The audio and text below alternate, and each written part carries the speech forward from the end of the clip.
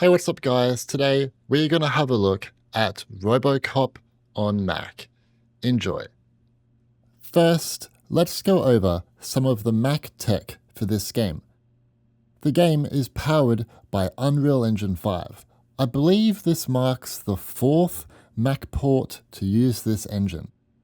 All these Unreal Engine 5 games see pretty poor performance on modern Macs, and a lot of this is likely due to Unreal Engine 5 not being great on Mac.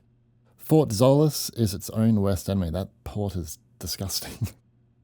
RoboCop is a current-gen game, although its visual presentation in some ways is still last-gen. I'm not saying that the game looks bad, it looks pretty dope. I love walking through the city at night with all the colourful lights, and obviously the reflections on the ground look fantastic. I also just love how the game brilliantly captures the atmosphere of the early RoboCop films. RoboCop on Mac has support for Unreal's Lumen and Nanite technology, but this tech is not very good on Mac right now. In RoboCop, Lumen reflection method and global illumination replaces the traditional pre-computed GI approach to enable real-time processing of indirect lighting. It's definitely not as impactful as ray tracing, but you can for sure notice it in some scenes, especially at night. Lumen is meant to run at a relatively low performance cost, but on Mac, this tech is very expensive. While perhaps disappointing, the game still looks fine with it disabled, and you get more FPS. Nanite works by dynamically scaling and streaming geometry based on what the player is viewing and the player's distance from said geometry. Nanite definitely looks the best when we see dense, naturalistic formations of ground and rocks. Nanite in some cases can actually improve performance, especially when rendering meshes with many triangles, but either this isn't the case on Mac or this tech is just hard to use here. When you initially launch the game, it looks like it will do some shader compilation. This means on initial playthrough, your performance can be pretty awful. Despite the existence of metal binary archives, Unreal Engine 5 doesn't actually support them by default.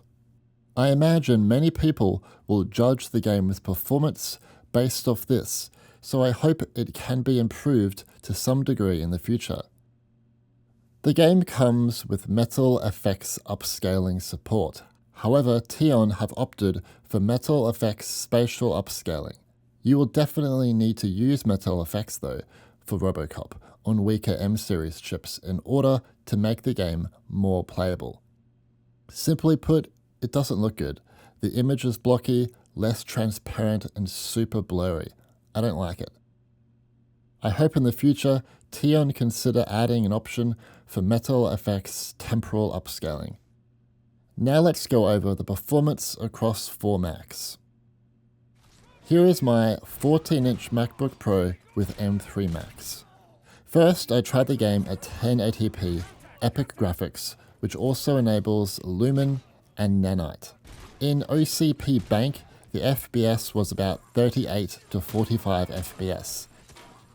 And the old factory mission, which was one of the most challenging scenes to run, it went down to 30 FPS, and sometimes below this. I don't recommend playing the game like this.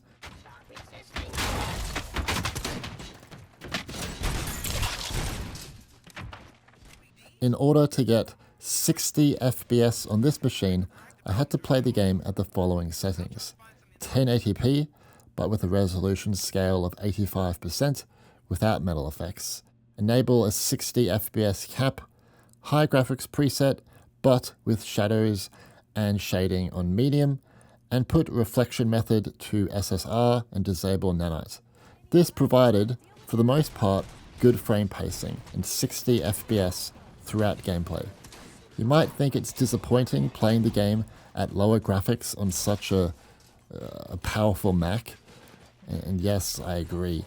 But I still had fun playing the game this way.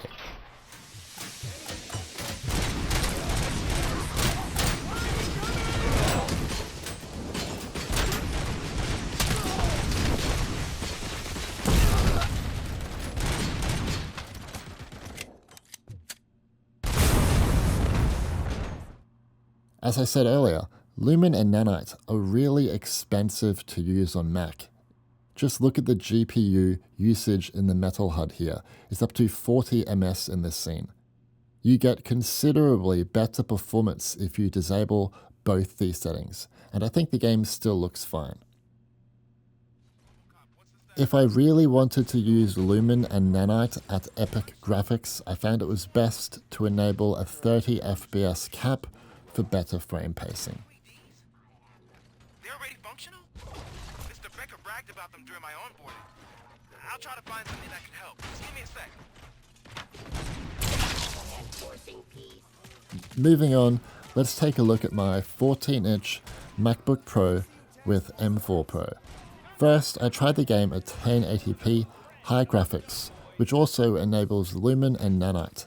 In OCP Bank, the FPS was about 30 to 40, and in the old factory machine, it went down to around 30. So again, I don't recommend playing the game like this. In order to get 60 FPS on this machine, I had to play at the following settings. 1080p, but with a resolution scale of 75% without metal effects, enable a 60 FPS cap, and medium graphics preset, but with shadows and shading on low. This provided, for the most part, good frame pacing and 60 FPS throughout my gameplay. Medium graphics disables Lumen and Nanite, which obviously massively improves performance and makes hitting 60 FPS easier. I do hope in a future update that this machine can handle these settings at native 1080p. Again, Lumen and Nanite are really expensive to use on this Mac. Just look at the GPU usage in the metal HUD in this scene. It's up to 50 ms. Disabling both of these settings, you will get much better results. If you really want to play at epic graphics and with Lumen and Nanite, again, it's best to enable a 30 FPS cap and then put resolution scale to 95%. It's going to be up to personal opinion if 30 FPS is playable. I think it's fine for this game, but I know many will disagree with me. I find the game so fun I don't really care about a super high FPS.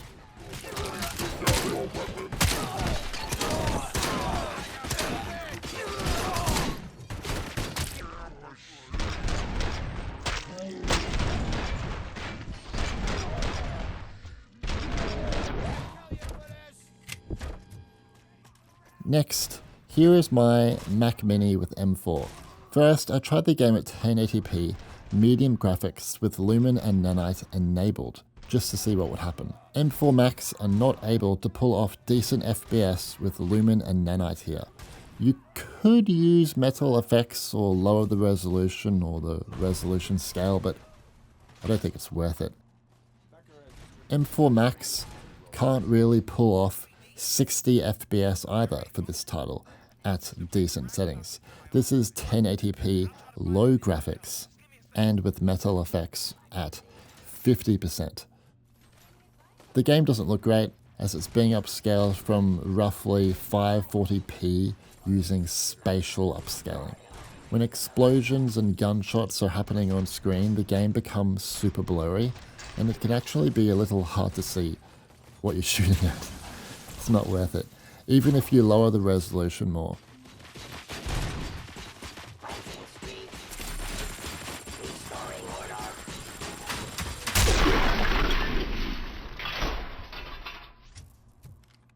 On my M4 Mac Mini, I found it was best to enable a 30 FPS cap at medium graphics and put shadows and shading to low and put the resolution scale to 85%. This provided 30 FPS, but the frame pacing isn't perfect, but it's the best I could do. I get that you might be disappointed, but this actually isn't too bad for a little Mac Mini. It's okay. Most new AAA games are only playable at 1080p medium and 30 FPS on this Mac too. This is an entry-level Mac. It's actually not too bad.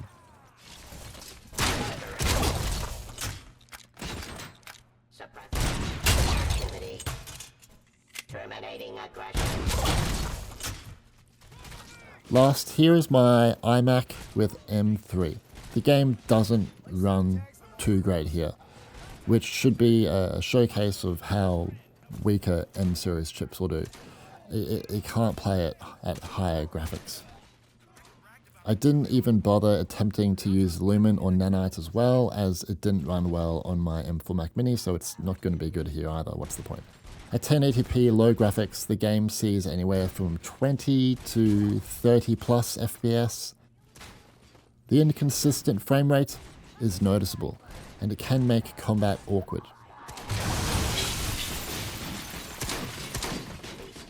"60 FPS is obviously out of the question here, even at like 900p low and with metal effects at 50%, which is upscaling the resolution from something like 450p. Doesn't look good. I could get the game to be playable, in my opinion, playable.